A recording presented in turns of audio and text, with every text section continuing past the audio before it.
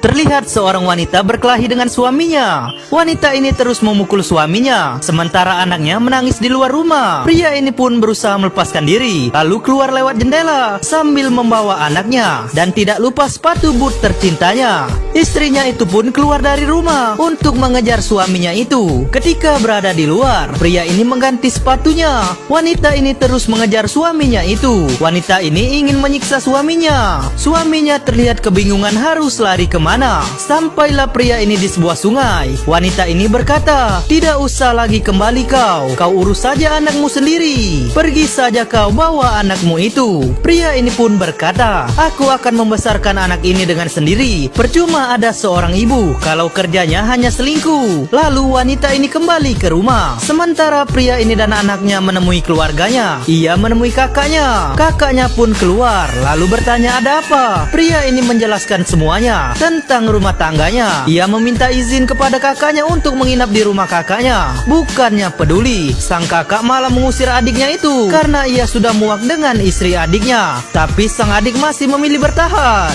Pria ini pun pergi. Ia begitu sayang dengan anaknya. Pria ini memutuskan kembali ke rumahnya. Pria ini terkejut melihat istrinya yang ia cintai sedang bercinta dengan pria lain. Hati suami mana yang tidak sakit melihatnya. Tapi di sini terlihat sang istri lebih memilih selingkuhannya. Ia tidak memperdulikan suaminya itu. Wanita ini tidak malu sama sekali.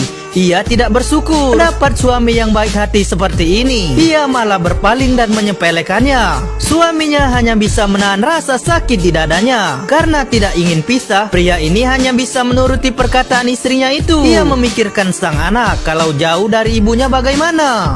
Bahkan pria ini mau mengambilkan minum untuk mereka berdua. Dirasa sudah tidak tahan, pria ini mengemasi barang-barangnya. Ia meninggalkan sebuah surat di depan pintu rumahnya dan selingkuhannya membaca isi surat tersebut. Wanita ini malah terlihat senang.